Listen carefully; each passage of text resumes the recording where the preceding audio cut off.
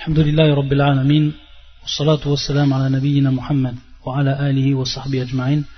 Donc on continue bi'idhnillahi ta'ala le cours sur le livre intitulé A'lam sunnati al-manshura li'atiqadi al-ta'ifati al-najiyati al-mansura. Donc on a les Cheikh al-Allama Hafiz ibn Ahmed al-Hakami. Donc bien sûr, comme on le dit, on le répète, on s'est élargi sur le sujet, parce que c'est un sujet qui est très important, que ce soit fitnat al-qabr ou que ce soit adab al-qabr wa na'imuhu.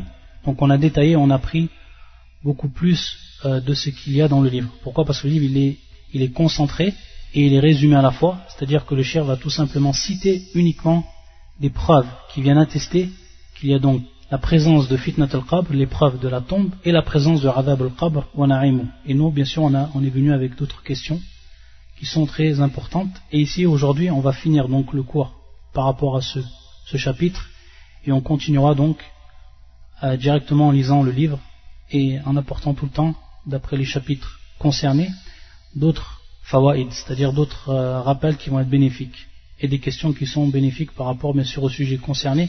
Taïb. Donc pour aujourd'hui, on a dit qu'on allait prendre le dernier, ou la dernière cause, et on a dit une des causes, parce qu'il y a plusieurs des causes, donc c'est pas à titre exhaustif, il y a d'autres causes, on a cité 10, et aujourd'hui donc on va voir la 10e, et on va l'expliquer également.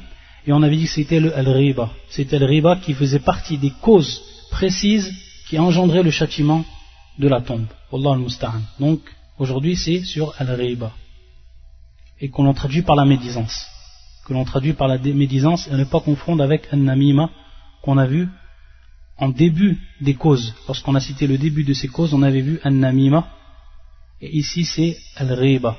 On va donner la définition, et donc on pourra faire donc la différence entre al-namima ou al-riba, tout simplement en revenant à la définition qu'on avait déjà donnée, à la définition qu'on va donner maintenant de al-riba.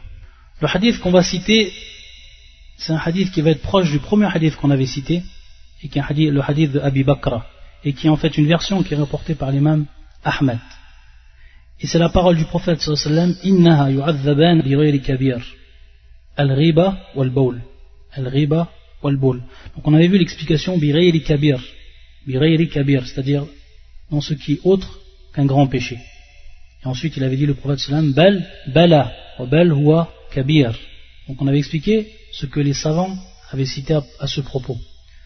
Donc ensuite le prophète sallallahu alayhi wa sallam yaqul al-riba wal-bawl. Donc ici le terme c'est al-riba wa al-bawl. Al-bawl on a déjà vu qui était bien sûr l'urine. Et ce qui nous intéresse ici dans cette version du hadith rapportée par l'imam Ahmad, c'est al-riba. Et à titre de rappel, al-bawl, on a vu dans un autre hadith qui est rapporté également par l'imam Ahmed, qui est un hadith authentique, istanzihu min al-bawl fa inna amata adhab al-qabr minhu. Donc le prophète sallallahu alayhi wa sallam nous dit de nous protéger et de nous laver de l'urine. Pourquoi? Fa inna amata adhab al-qabr minhu. La plupart des châtiments de la tombe sont de lui, c'est-à-dire à cause de lui. Wallah al-musta'an. Pour ce qui est donc dans ce hadith al-riba, le prophète sallallahu alayhi wa sallam, il nous a expliqué lui-même qu'est-ce que voulait dire dans un hadith authentique, marfou': dhikruka akhak bima yakra, dhikruk akhak bima yakra, c'est-à-dire citer ton frère à propos de ce qu'il déteste. Dhikruka akhaka bima yakra, c'est-à-dire donc la citation à propos de ton frère pour ce qu'il déteste et ce qu'il déteste. Donc tout ce que tu vas dire par rapport à ton frère musulman, et tu sais qu'il déteste que tu dises cela derrière lui, alors ça fait partie du riba, ça rentre dans la médisance. Qila ya Rasulallah, ara'ayta in kana fi akhi ma aqul. Un des compagnons a dit: ô prophète, ô envoyé d'Allah, vois-tu ici ce que je dis à propos donc de mon frère est vrai, c'est-à-dire cette chose que je suis en train de dire à propos de mon frère, elle est vraiment présente, c'est pas un mensonge. Faqal in kana fihi ma taqul faqad ightabtahu, c'est-à-dire si c'est vrai ou ce que tu es en train de dire est bel et bien présent chez ton frère, alors tu as fait donc acte de médisance. Ightabtahu, tu as fait donc acte de médisance. Wa in lam yakun ma taqul faqad bahatta, wa in lam yakun ma taqul faqad bahatta, c'est-à-dire si tu as ou si tu dis ce qui n'est pas présent chez ton frère, donc c'est un mensonge, donc tu as fait donc acte de mensonge. Acte ici de mensonge qui qui vient du terme bien sûr al-buhtan, et qui est le mensonge. Donc tu as menti sur lui, c'est bien sûr encore pire. Allah al-musta'an. Donc voilà pour ce qui est de la dernière des causes, et la 10e qu'on a citée, et qui font rentrer et qui sont sabab, qui sont la cause et qui engendrent donc le adab al-qabr. Allah al-musta'an. Donc c'est des choses qu'il faut s'en écarter. Et pour ce qui est de al-riba, c'est quelque chose qui est important à savoir, il y a des choses que les savants, d'après des sources du Coran et de la Sunna, des choses dont les savants ont fait exception, qui sont en apparence, qui rentrent bien dans al-riba, mais qui sont permises. Qui sont permises. C'est-à-dire qu'on dise que c'est riba ou que ce n'est pas riba, à la kulli hal, c'est permis. Et ça ne rentre pas dans ce qui est interdit d'après le hadith du prophète sallallahu alayhi wa sallam qu'on vient de citer. Elles sont six choses. Et ces 6 choses, l'imam Nawawi, rahimahullah, les a citées dans son livre Riyad al-Salihin. Il les a citées, ces 6 choses, lorsqu'il a traité du chapitre de Al-Riba. Et on va les citer. Et avant de les citer, pour les apprendre, il faut savoir que certains les ont mis sous forme de vers. Ces 6 points qui sortent ou qui ne font pas partie de ce qui est interdit dans Al-Riba, ou qui ne prennent pas une forme interdite, elles sont de 6, et ces 6 choses sont placées dans un, ou certains savants les ont mis en forme de vers. Et donc je vais vous donner le vers, on va le lire ensemble, on va l'expliquer. On va expliquer donc ces vers. Et c'est important de le savoir, c'est-à-dire de savoir à quel moment je suis en train de faire du riba, et à quel moment je ne fais pas du riba, et c'est m'est permis de faire, même si on reprend le terme médisance en apparence, mais qui n'est pas bien sûr ici de l'ordre de l'interdiction. Donc c'est les vers suivants, les 2 vers suivants. Al-qadhu laysa bi ghibatin fi sittatin mutadhallimin wa mu'arrifin wa muhadhdhirin wa mujahirin fisqan wa mustafti wa man talaba al-i'anata fi izalati munkarin. Donc je le redis. Al-qadhu laysa bi ghibatin fi sittatin mutadhallimin wa mu'arrifin wa muhadhdhirin wa mujahirin fisqan wa mustafti wa man talaba al-i'anata fi izalati munkarin. Ici dans ce vers, on a tout simplement les 6 points ou les 6 choses qui ne sont pas considérées comme riba, ou même si on dit que c'est riba en apparence, elles ne sont pas interdites à la kulli hal. Donc je l'ai dit une dernière fois, al-qadhu laysa bi ghibatin fi sittatin mutadhallimin wa mu'arrifin wa muhadhdhirin wa mujahirin fisqan wa mustafti wa man talaba al-i'anata fi izalati munkarin. Taïb. On va les citer un par un. Donc ici, on voit que al-qadhu laysa bi ghibatin fi sittatin, ce n'est pas considéré en fait comme riba, c'est-à-dire au sens interdit. Ce n'est pas une médisance au premier sens du terme, ce qui rentre bien sûr dans l'interdiction. Al-qadhu laysa bi ghibatin fi sittatin, dans 6 choses. Et donc, ici, elles vont être citées, on va les expliquer. La première, c'est mutadhallimin. Donc, c'est ce qu'on appelle atavallum. Atavallum. Qu'est-ce que veut dire ce terme-là? Mutadhallimin. C'est tout simplement demander, lorsque une personne te fait injustice. Lorsqu'une personne te fait injustice, il t'a fait donc un zulm. Donc, dans ton droit, c'est que tu ailles te plaindre auprès des autorités, ceux qui ont donc une autorité, comme le juge, etc., pour leur informer que cette personne t'a fait injustice et que tu veux que on rende ton droit, que justice soit rendue par rapport à ton cas. Donc dans ce cas, automatiquement, tu vas être obligé de désigner la personne et de dire le mal qu'elle a fait. Taïb. Donc ça, c'est ce qu'on appelle mutadhallim. C'est la personne donc qui va aller se plaindre auprès des autorités et qui va informer donc ces autorités de la personne qui lui a fait injustice, c'est-à-dire en la désignant et en citant le mal qu'elle a fait. Et bien sûr, dans pratiquement tous les cas qu'on va citer, on s'en tient simplement à ce point, c'est-à-dire si maintenant la personne a fait d'autres choses ou des choses qui lui concernent, on n'a pas le droit bien sûr de les dévoiler. On va dévoiler tout simplement l'injustice qui est faite. Donc c'est un cas qui est précis et un point qui est précis, on ne peut pas le dépasser, pour ne pas bien sûr dépasser ou aller plus loin de ce qui est permis. Donc c'est ce qu'on appelle ici at-tavallum, al-mutavallim. Par rapport à cela, les savants rapportent un verset du Coran qui vient autoriser cela. Et c'est le verset suivant, il se trouve sur les femmes, An-Nisa, qui est le verset 148. La yuhibbu Allahu al-jahra bis-su'i min al-qawl illa man zulim. La yuhibbu Allahu al-jahra bis-su'i min al-qawl illa man zulim. Donc en fait, ce verset-là, il rentre dans ce qui est cité ici au titre de mutadhallim. Donc la traduction du sens de ce verset, Allah n'aime pas qu'on profère de mauvaises paroles sauf quand on était injustement provoqué, c'est-à-dire lorsqu'on nous a fait injustice. Illa man zulim. La yuhibbu Allahu al-jahra bis-su'i min al-qawli illa man zulim. Allah n'aime pas qu'on profère de mauvaises paroles sauf quand on a été injustement provoqué. Donc on voit dans ce verset-là qu'il est permis à ce moment-là, bien sûr, en allant auprès de ceux qui ont autorité, c'est-à-dire ceux qui ont la capacité de rendre justice, donc de se plaindre et de désigner la personne. Donc on comprend maintenant le premier terme.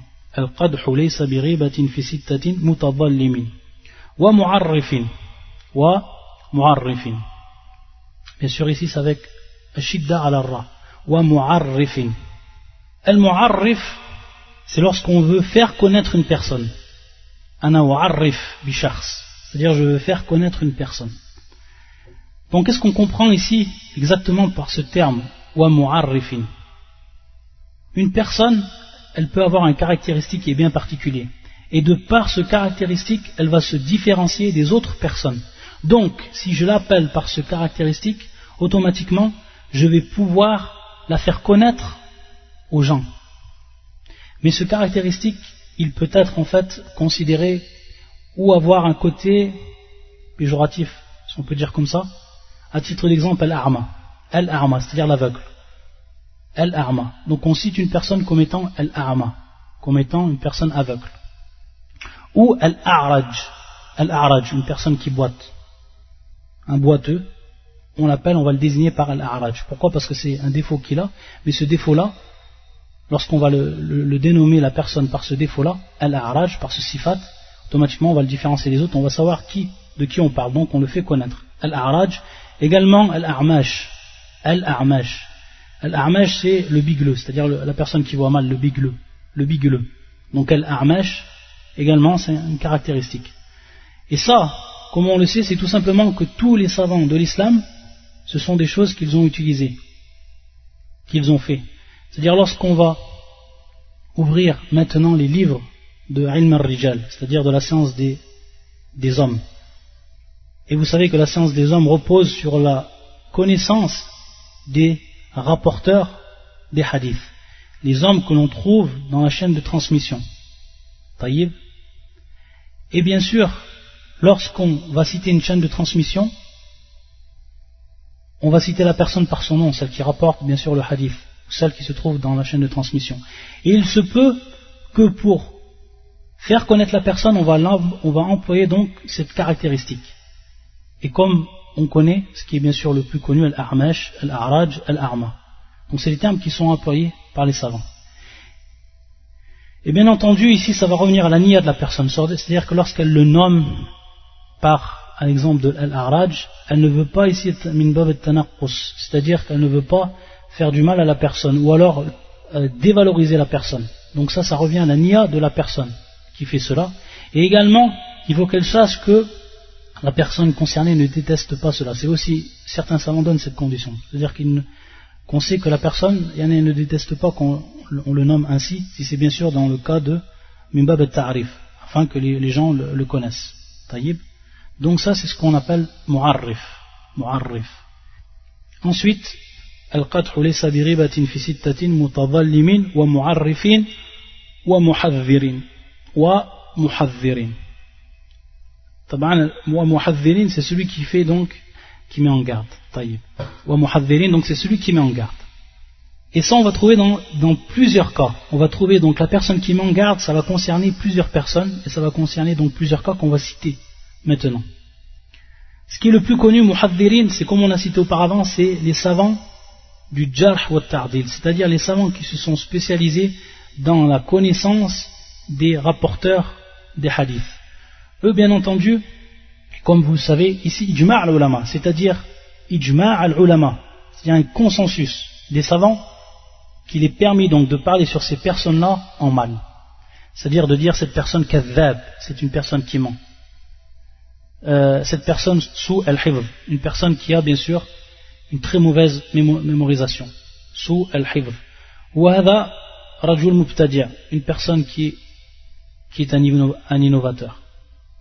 Ou da'if, ou saqitul hadith, etc. Tout ce que l'on peut trouver comme paroles qui concernent al-jarh, qui concerne bien entendu ici al-jarh. Bien sûr qu'on rentre dans al-ta'dil, c'est autre chose. Ici ce n'est plus en fait, on rappelle plus la personne, on donne plus la caractéristique d'une personne par le mal, bien au contraire. Donc ça rentre dans al-jarh. Donc tout ce qui est en relation avec la citation de ce qui est mal chez la personne ou de ce qui est faible chez la personne, comme on a dit, comme on a cité. Taïb. Donc ici il y a une maslahatun shar'iyya azima jiddan. C'est-à-dire qu'il y a eu un intérêt religieux qui est extrêmement important. C'est de par cette méthode-là qu'ont mis en place les savants du jarh wa ta'dil, ils ont pu différencier le hadith qui est authentique du hadith qui n'est pas authentique ou du hadith qui est mensonger. C'est-à-dire le mensonge qui a été dit à propos du prophète salawatullah wa salamun alayhi. Donc bien sûr ici à partir au moment où il y a la concrétisation de cette maslaha, de cet intérêt d'ordre religieux et qui est azim jiddan, lorsqu'on voit la finalité, alors tous les savants bil ijma' ils ont utilisé et ils ont permis qu'on parle sur ar-ruwat, les rapporteurs des chaînes de transmission que l'on trouve dans les hasanid, de parler en eux en mal, c'est-à-dire pour mettre en évidence leur état et pour ensuite donc si cela convient ne pas accepter leur hadith ou ce qu'ils ont rapporté comme hadith. Et c'est pour ça que l'imam Shu'ba il disait ta'ala bina nakhtab sa'atan fillah. Il disait cette parole l'imam Shu'ba qui fait partie des grands savants du jarh wa ta'dil parmi les salafs. Il disait ta'ala bina, dire venez avec ou viens avec moi, lorsqu'il bien sûr parlait avec certains savants qui étaient spécialisés dans la même science que lui. Nartabu sa'atan fillah. Donc on voit qu'il utilisait le terme nartab, c'est-à-dire qu'on va médire une heure, ou plutôt un temps bien précis. On sait que ça c'est un temps, non, c'est pas 60 minutes. Nartabu sa'atan fillah, c'est-à-dire en vue d'Allah Azzawajal, pour Allah Azzawajal, c'est-à-dire qu'on va faire médisance pour Allah Azzawajal. Donc le terme ici qui est employé c'est nartab. Ta'ala bina nartabu sa'atan fillah. Et bien sûr, mada yaqsid l'imam Shu'ba rahmatullah alayh, yaqsid, et il a pour intention de parler sur les ruwat et de mettre en évidence l'état de ceux qui ont rapporté les hadiths pour voir si on accepte d'eux leurs hadiths ou si on les rejette. Donc ça c'est pour ce qui est du cas des ruwat. Donc ici muhadhir, on met en garde. Et bien sûr, cette science-là, lorsqu'on va dans les bibliothèques islamiques, on trouve des centaines et des centaines de livres qui traitent donc de cela, qu'on appelle kutub al-jarh wa ta'dil. Taïb.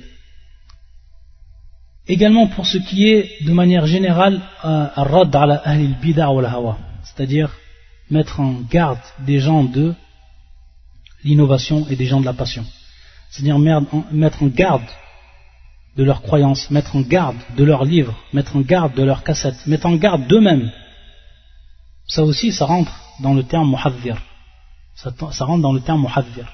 Et comme il cite l'imam également Nawawi, il donne comme exemple, si on connaît par exemple une personne mutafaqqiyan, c'est-à-dire une personne qui cherche le fiqh, et sur le fiqh de manière générale, qui cherche à apprendre donc la religion, et on sait qu'il va chez des personnes qui sont connues pour leur bid'a, qui sont connues pour leur innovation, et qui sont connues pour suivre la passion, et délaisser donc la vérité, délaisser la sunna du prophète sallallahu alayhi wa sallam, alors ici, la personne doit mettre en garde, et doit mettre en garde cet étudiant de ne pas étudier chez cette personne-là, ou ces personnes-là, afin qu'il ne se fasse pas influencer par bien sûr leur innovation. Wallah al-musta'an.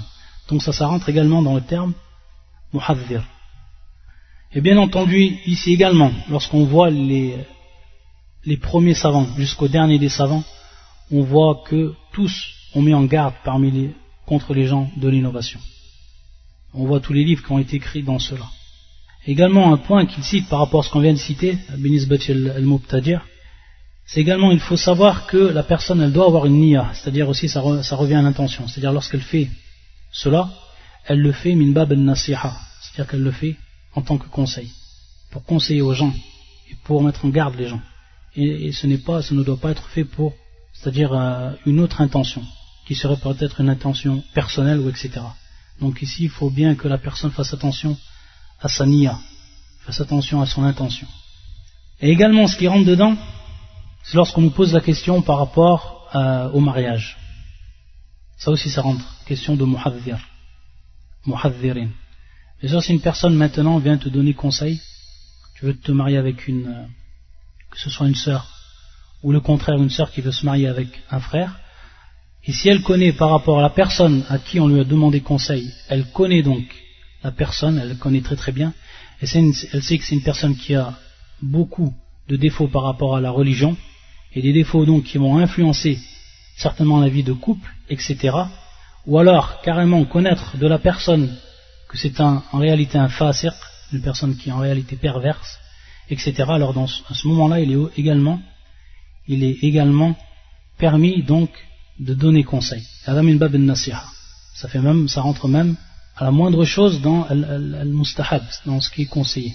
Et bien sûr, on revient à un hadith qui est connu, hadith du prophète sallallahu alayhi wa sallam, qui est rapporté par l'imam Muslim, et qui concerne Fatimatu ibn Qais. Lorsqu'elle est venue voir le prophète sallallahu alayhi wa sallam, elle lui a demandé conseil au prophète sallallahu alayhi wa sallam, et lui a dit que 2 personnes l'avaient demandé en mariage. C'était bien sûr Muawiyah, la première personne c'était Muawiyah, la deuxième personne c'était Abu Jahl. Et qu'est-ce qu'il a dit le prophète sallallahu alayhi wa sallam à ce moment-là? Donc bien sûr il les a cités par des sifats qui sont d'ordre de la médisance, mais dans ce cas-là c'est bien sûr permis. فقال أما معاوية فسعلوك لا مال له وأما أبو جهل فلا يضع عصاه عن عاتقه ولكن انكحي أسامة. Donc le prophète sallam, lorsque Fatima est venue lui demander conseil, Fatima ibn Qais, elle lui a dit donc que ces 2 personnes l'avaient demandé en mariage, il a dit Amma Muawiyah fasu'luq.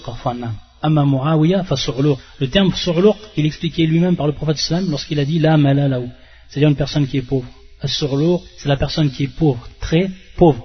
La mala lahu. Donc bien sûr, par rapport à l'état de Fatima, ça aurait été très dur pour elle de vivre avec une personne qui n'a pas d'argent et qui est très pauvre. Et ça aurait influencé, bien sûr, dans sa vie conjugale. Donc le prophète sallam, à ce moment-là, il l'a bayyana, c'est-à-dire qu'il a mis en évidence l'état de Muawiyah, et que c'était quelque chose qui n'était pas valable pour elle, qui ne correspondait pas à son état à elle, à Fatima.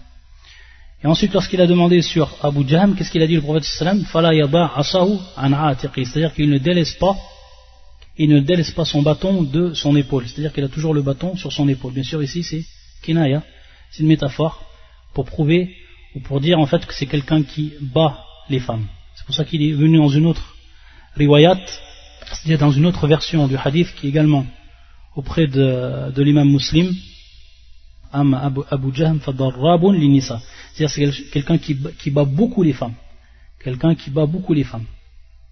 C'est pour ça que on prend donc cette version-là pour bien comprendre le terme fala yada'u asahu an atiqi, alors que certains savants ont dit cette expression-là, le prophète sallam qu'il a dit salawatullah wa salamun alayhi, c'est tout simplement pour dire que c'est une personne qui est souvent en voyage et qu'on le voit très rarement, donc qui serait beaucoup absent de sa femme.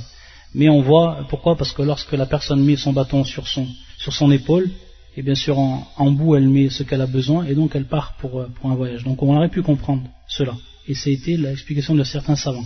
Mais la deuxième version donc de l'imam Muslim, le maqsoud ici, c'est bel et bien la mise en évidence que cette personne-là frappait les femmes. Donc à ce moment-là elle a déconseillé. Et ensuite il lui a conseillé donc de se marier avec qui? Avec Usama. Walakin inkihi Usama. Donc ça ici, ça rentre dans le terme wa muhadhirin. Ensuite, wa mujahiri fisqan. Wa mujahiri fisqan, ça c'est le 4e. Wa mujahirin fisqan. C'est tout simplement la personne qui est perverte et qui fait acte de perversité en public, c'est-à-dire qu'il ne se cache de personne. Devant les gens, il fait acte de perversité.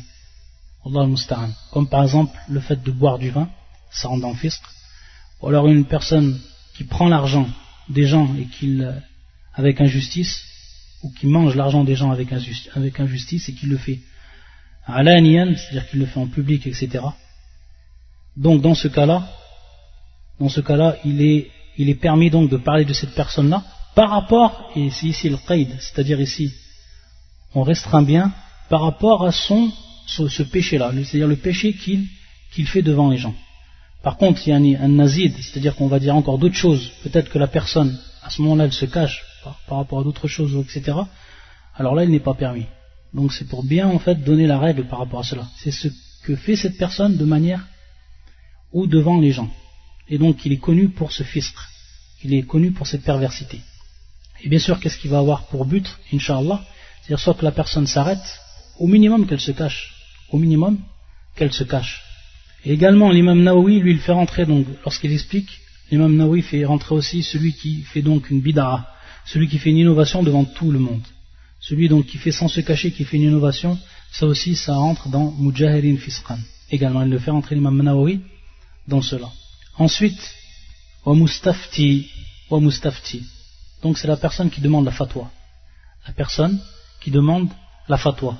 Donc là aussi, il est permis donc de désigner une personne, c'est-à-dire une personne qui nous a fait un mal, etc. Donc on va voir le mufti et on lui dit cette personne-là, elle m'a fait telle ou telle chose. Donc quelle est la méthode, quelle est la voie que je dois emprunter donc pour me débarrasser de cette injustice, ou alors pour que la personne puisse me rendre mon droit. Qu'est-ce que je dois faire dans ce cas-là?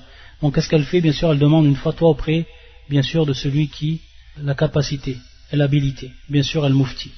Donc dans ce cas, la personne elle a le droit donc de désigner. Elle a le droit de désigner. Bien sûr, le mieux, dans ce cas-là, le mieux c'est par exemple de dire de façon générale. Dire une personne, il lui est arrivé ça et ça et ça, mais comme le rappelle l'imam Nawawi, il dit il est quand même permis dans ce cas-là que la personne désigne. Il y a un taryin. Et par rapport à cela, il y a un hadith du prophète sallam qui est aussi très évident, et c'est le hadith de Hind, et c'est le hadith qui est rapporté par Aïcha, qui nous dit qalat Hind imratu Sufyan li Nabi sallallahu alayhi wa sallam, c'est-à-dire la femme Hind qui était la femme de Sufyan et qui est venue voir le prophète sallallahu alayhi wa sallam. Et qu'est-ce qu'elle lui a dit? Inna aba Sufyan rajulun shahihun wa laysa yu'tini ma yakfini wa waladi illa ma akhadhtu minhu wa wala ya'lam qala khudhi ma yakfiki wa waladiki bil ma'ruf wa waladaki bil ma'ruf. Qu'est-ce qu'elle a fait Hind? Elle est venue voir le prophète sallallahu alayhi wa sallam. Elle lui demande une fatwa par rapport à un cas qui est bien précis, et c'est le cas de son mari. Elle lui dit Inna Aba Sufyan, donc son mari, Aba Sufyan, Rajulun Shahih, c'est une personne, Shahih, donc une personne qui est bakhil, c'est une personne qui est très avare, Shahih. Walaysa yu'tini ma yakfini wa waladi, il ne me donne pas ce qui me suffit à moi et mon enfant. Et bien sûr, l'homme, ce qui est obligé pour lui, c'est yunfiq ala ahli, c'est-à-dire qu'il dépense pour sa famille, pour sa femme ou ses femmes, et pour ses enfants. Ça, c'est une obligation. Donc, ici, elle vient se plaindre, Hind. Elle dit qu'il ne lui donne pas ce qui lui suffit. Elle ne peut même pas vivre. Est-ce que Abu Sufyan lui donne? Illa ma akhadhtu minhu wa wala ya'lam. Sauf ce que je prends, donc ce qu'elle prend derrière son dos, alors qu'il lui, il ne sait pas, bien sûr. Donc, elle le prend derrière son dos. Qu'est-ce qu'il lui a dit à ce moment-là, le prophète sallallahu alayhi wa sallam? Khudhi ma yakfiki wa waladiki bil ma'ruf. Donc le prophète il a approuvé ce qu'elle faisait, mais en lui disant prends ce qui te suffit, donc toi et ton enfant, bil ma'ruf. Donc ce terme qui est important, bil ma'ruf, c'est-à-dire par rapport à ceux qui rentrent dans les habitudes et dans les coutumes. Qu'est-ce qu'on entend par le ma'ruf, même si je dis ce terme de manière générale, par sa compréhension de terme général? Tout simplement, c'est lorsqu'on vit à une époque bien précise, ou dans un pays bien précis. Donc ça va varier suivant le temps. Le ma'ruf, il va varier suivant le temps. Il va varier également suivant al-mekan, c'est-à-dire suivant l'endroit. Donc suivant le temps et suivant l'endroit. C'est-à-dire que dans certains pays, il va suffire à la famille pour vivre telle somme. Dans d'autres pays, ça ne suffit pas. Taïb. Également par rapport aux amens, à certaines périodes, il y a un argent bien précis va suffire, à une autre période, ça ne va pas suffire. Taïb. Donc c'est ce qui rentre dans le ma'ruf. Taïb. Donc à ce moment-là, elle lui a dit qu'il était permis. Il lui a dit le prophète Sam qu'il était permis qu'elle prenne cela. Donc elle shahid fil hadith, c'est qu'elle a cité son mari, et elle l'a cité par un sifat qui est bien sûr très péjoratif. Rajulun shahih, une personne qui est très avare. Et bien sûr, on dit ce qui suffit à la personne pour vivre. C'est-à-dire ce qui lui suffit pour vivre, pour boire, pour manger. et pour tout ce qui rentre dans les besoins, par rapport donc au pays, comme on l'a dit. Et bien sûr, je me rappelle ça d'une question qui avait été posée à un cheikh, c'est-à-dire une femme, en prenant ce hadith, elle avait dit, mon mari, il veut pas acheter un portable, jawwal, un portable à mon fils. Alors ce que j'ai fait, c'est que je lui ai pris de l'argent derrière son dos et j'ai été acheter un portable à mon fils. Alors est-ce que ça rentre dans al-ma'ruf?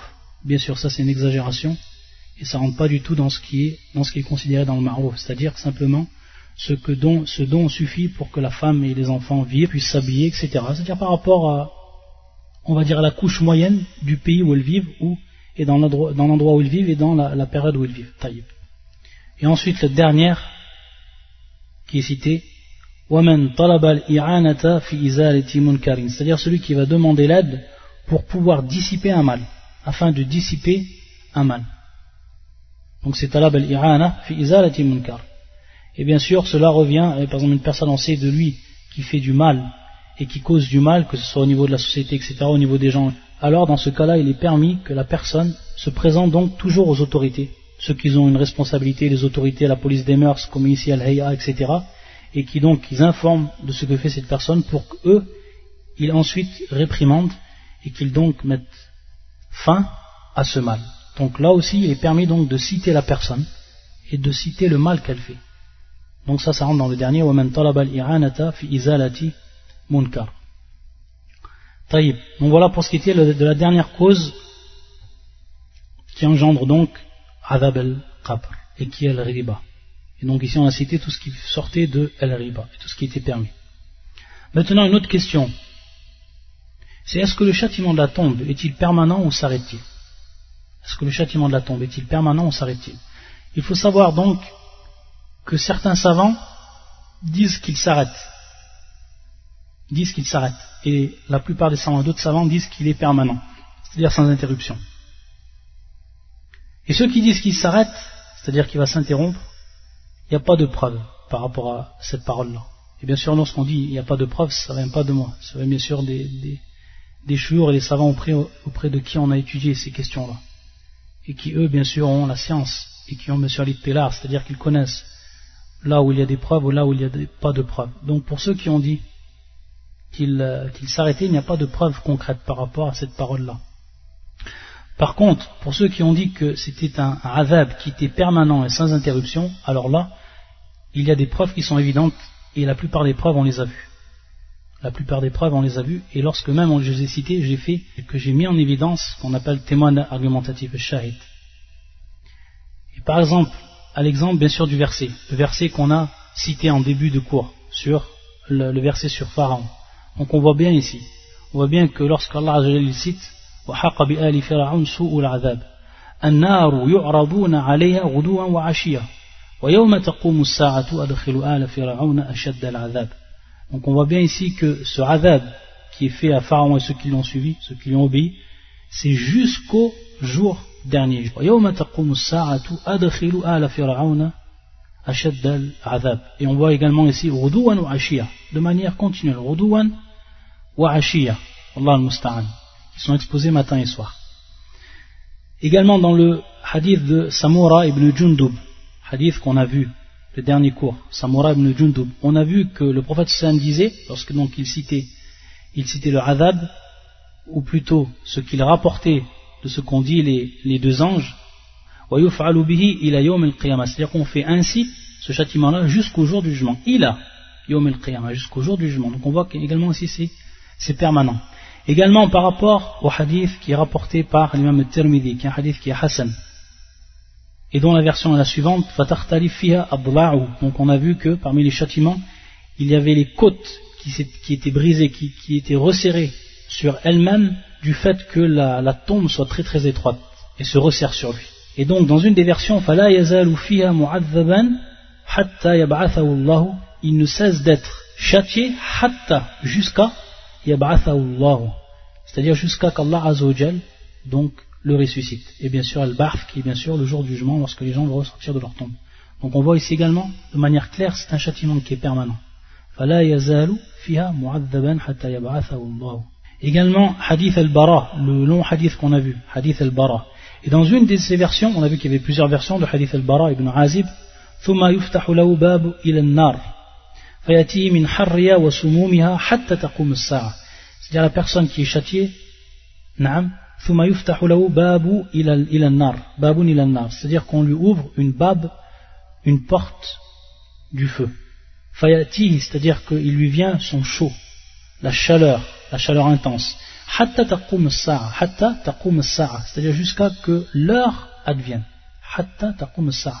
Donc ici également, il est cité dans ce hadith que le châtiment il est permanent et il ne s'arrête pas. Donc du moment où on est placé dans la tombe et que commence le châtiment, il est ainsi jusqu'au jour dernier. Wallah al-musta'an. La ilaha illallah. Et Inch'Allah, donc une dernière question pour clôturer donc ce chapitre qui a concerné non seulement fitnat al-qabr et également adhab al-qabr wa na'imu. Cette question-là, elle est identique à ce qu'on a vu par rapport à fitnat al-qabr. Donc toujours on le répète. Et ça c'est quelque chose qu'il faut bien faire attention lorsqu'on étudie ces cours-là, c'est toujours de faire la différence entre fitnat al-qabr ou adhab al-qabr. Ici on voit encore l'importance parce qu'on va citer maintenant, ce sont les causes, ou ce qui fait partie des causes qui sont donc spécifiques et qui permettent d'être sauvés du châtiment de la tombe. Donc dans un premier temps on a vu juste auparavant les causes qui faisaient ou qui engendraient le châtiment de la tombe. Maintenant on va voir les causes qui nous permettent d'être sauvés du châtiment de la tombe. Et donc on dit bien le châtiment de la tombe, alors qu'on avait vu auparavant, lorsqu'on avait cité l'épreuve de la tombe, fitnatul qabr, on avait vu ce qui nous permettait d'être sauvés de l'épreuve de la tombe. Et on avait cité bien sûr les hadiths par rapport à cela. Maintenant c'est pour ce qui concerne la adhab, c'est pour ce qui concerne le châtiment et non al-fitna. Donc là aussi on voit qu'il y a la différence à faire et à ne pas tout mélanger, c'est-à-dire qu'on prenne des preuves qui sont pour le châtiment et on les place pour al-fitna, ou qu'on prenne des preuves qui sont pour al-fitna et qu'on les place pour ce qui est du châtiment, vice versa. Donc il faut faire attention, il faut être précis au niveau donc de ces preuves. Pourquoi? Parce qu'elles reviennent bien sûr à la croyance. Et on ne peut dans ce cas et dans cette catégorie-là tout mélanger. Wallah al-musta'an. Donc on dit bien c'est pour ce qui est de châtiment de la tombe, ce qui nous permet de nous sauver du châtiment de la tombe. Il y a 3 causes, on en cite parmi donc ces causes, on en cite 3. Bien sûr, ce sont des causes, lorsqu'on dit des causes, ce sont des causes spécifiques, où il y a un hadith du prophète sallallahu alayhi wa sallam qui nous cite que cela est spécialement pour adhab al-qabr. Et bien sûr, il y a d'autres causes, et des causes qui sont, on va dire, d'ordre général, et qui sont, bien sûr, comme at-taqwa, c'est-à-dire la crainte d'Allah azza wa jal, et la connaissance du tawhid, que ce soit tawhid fil rububiyya wal uluhiyya wal asma wa sifat, et l'application de ce tawhid, etc. Donc tout ça sont bien sûr des causes qui sont générales, et qui vont sauver le croyant non seulement de adhab al-qabr, également adhab ba'da yawm al-qiyamah, c'est-à-dire après le jour du jugement.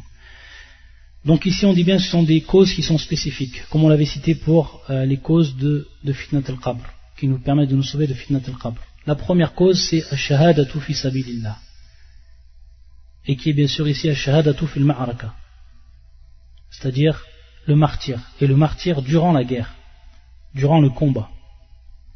Le hadith sur lequel on s'appuie pour annoncer cela, ou pour citer cela, c'est le hadith suivant. Hadith al-Miqdami ibn Ma'di Kariba. قال رسول الله صلى الله عليه وسلم قال للشهيد عند الله 6 خصال يغفر له في أول دفعة ويرى مقعده من الجنة ويجار من عذاب القبر. هذا هو الشهيد. ويجار من عذاب القبر. Donc dans ce hadith qui est rapporté par Al-Miqdam radiyallahu ta'ala anhu, où il nous informe que le prophète sallam dit قال رسول الله صلى الله عليه وسلم للشهيد عند الله, celui qui est mort comme martyr. On dit bien ici le martyr fil ma'araka, c'est-à-dire durant le combat. للشهيد عند الله, pour le shahid il y a auprès d'Allah azza wa jal donc sittun khisal. Dans un premier temps yughfaru lahu fi awwali duf'atin, c'est-à-dire qu'on lui pardonne, et le terme ici fi awwali duf'atin c'est bima'na fi awwali sabbatin min damihi, c'est-à-dire les premières gouttes de sang qui sortent de son corps, à partir de là, à partir des premières gouttes de sang qui sortent de son corps, on lui pardonne. Yughfaru lahu fi awwali duf'atin, donc c'est marna ici, duf'atin yani fi awwali sabbatin min damihi. Wa yara maq'adahu min al-jannah, et il voit à ce moment-là, maq'adahu min al-jannah, il voit sa place dans le paradis. Wa yujaru min adhab al-qabr. Donc c'est ici le témoin argumentatif. Wa yujaru min adhab al-qabr, c'est-à-dire qu'il sera donc yujar, ma ma'na yujar, bi ma'na yuhfaz, wa yu'amman. Donc il est protégé et il est préservé du châtiment de la tombe. Hada huwa ash-shahid fi hada al-hadith. Pour celui donc qui meurt martyr. Et bien sûr, lorsqu'on dit fi sabilillah li'a'la'i kalimatillah, pour que bien sûr la parole d'Allah Azza wa Jal soit la plus haute. Ce hadith-là, il est rapporté par l'imam At-Tirmidhi. Bien sûr, il y a la suite du hadith que je cite pas. Il y a les autres donc khisal. On s'en tient donc au shahid, c'est-à-dire on s'en tient donc au témoin argumentatif. C'est ce qui nous intéresse par rapport à notre sujet. Wa yujaru min adhab al-qabr.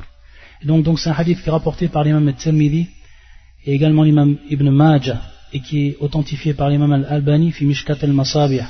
Et le hadith est le 3834 fi Kitab al-Jihad, donc dans le chapitre du Jihad.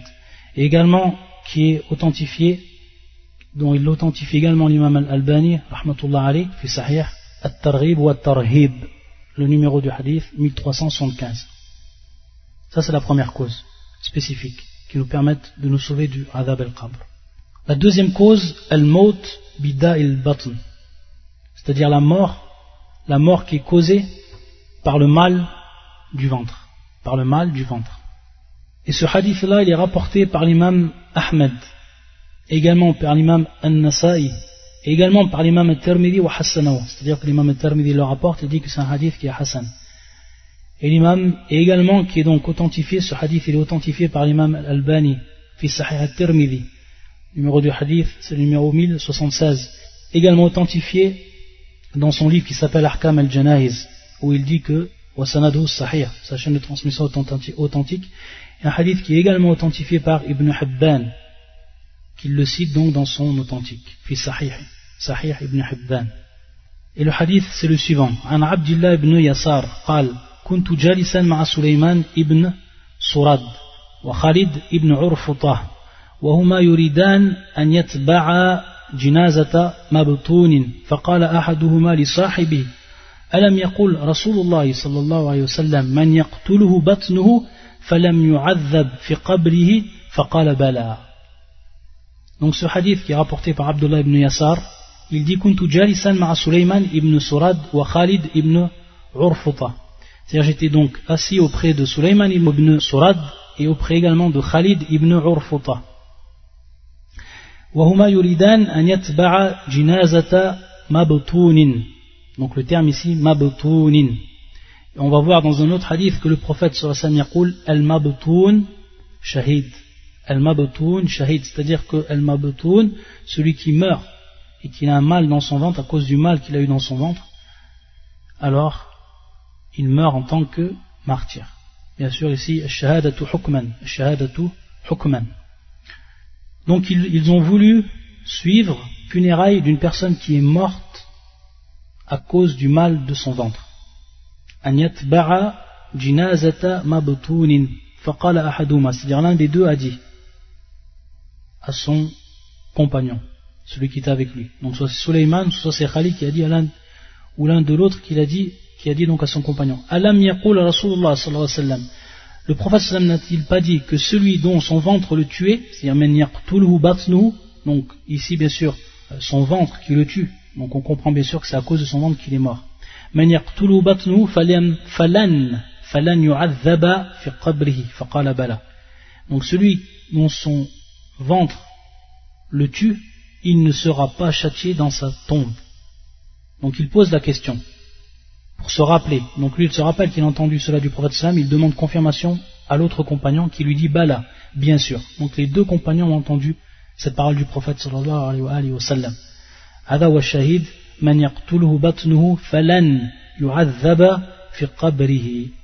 C'est donc celui dont son ventre est la cause de sa mort, ou son ventre le tue, alors il ne sera pas châtié dans sa tombe. Ça c'est pour ce qui est de la deuxième cause.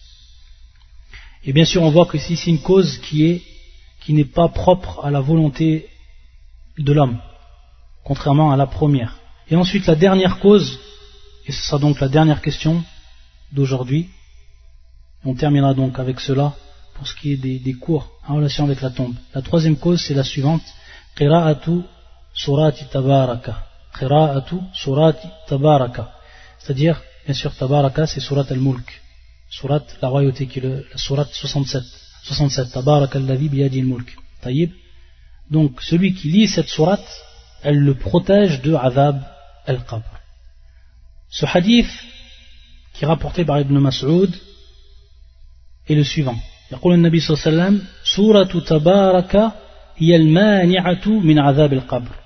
Surat donc Tabaraka, donc qui est surat al-mulk, هي المانعة, c'est celle qui empêche, هي المانعة من عذاب القبر, du châtiment de la tombe.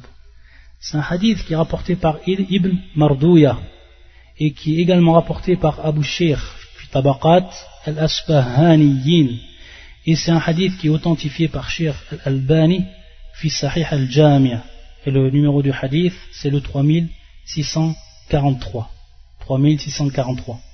Donc je répète le hadith d'Ibn Mas'ud, Suratu Tabaraka hiya al-mani'atu min adhab al-qabr. Donc la sourate Tabaraka, c'est celle qui empêche donc du châtiment de la tombe. Donc voilà pour ce qui est de la troisième cause, parmi les causes bien spécifiques et qui empêchent donc d'être châtié dans la tombe. Wallahu al-musta'an. Subhanakallahumma bihamdika, ashhadu an la ilaha illa anta, astaghfiruka wa atubu ilayk.